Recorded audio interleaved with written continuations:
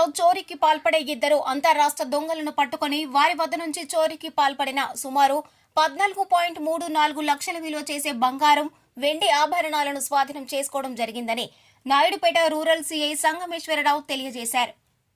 తిరుపతి జిల్లా నాయుడుపేట పట్టణంలోని rural CI కార్యాలయంలో శనివారం సాయంత్రం పెళ్లకూరు ఎస్ఐ ఆదిలక్ష్మితో కలిసి మీడియా సమావేశంలో నిందితులను హాజరుపరిచి వివరాలను వెల్లడించారు.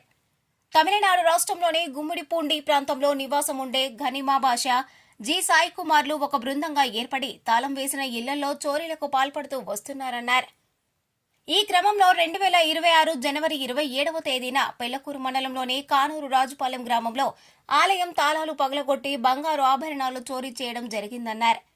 అదేవిధంగా ఫిబ్రవరి 4వ తేదీన నాయుడుపేటలోని రాజగోపాలపురంలో తాళం వేసి ఉన్న 2 ఇళ్లలో చోరీకి పాల్పడ్డారని, అదేవిధంగా 10వ తేదీన కప్పగుంట కండ్రిక గ్రామంలో తాళం వేసిన ఇంట్లో చోరీకి పాల్పడ్డారన్నారు.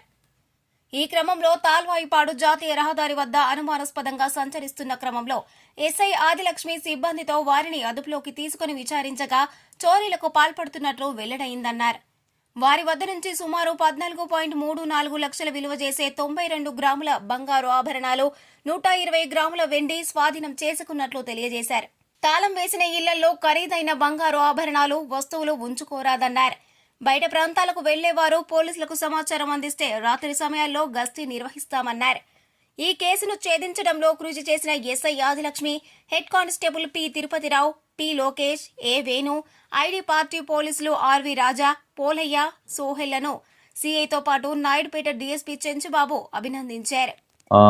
బంగారము అలాగే వెండి వస్తువులను కూడా వాటి దగ్గర నుంచి సీజ్ చేయటమైంది.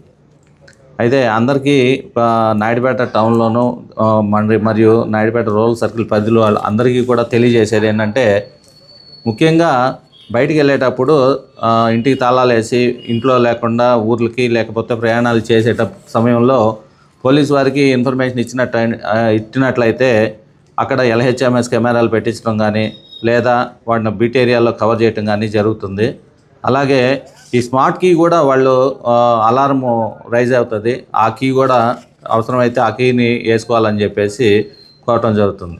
ముఖ్యంగా బయట గడి పెట్టి బయట తాళం వేసి వెళ్ళటం వల్ల ఆ ఇంట్లో ఎవరు లేదనేది కూడా ఒక సింపుల్ ఇండికేషన్ అనేది తెలుస్తుంది. కాబట్టి ప్రతి ఒక్కరు కూడా బయట గేట్లకు కాకుండా ఇన్సైడ్ గేట్లకు వేసుకునే విధంగా చేసుకోవాలని చెప్పేసి కోరుకుంటా ఉన్నా.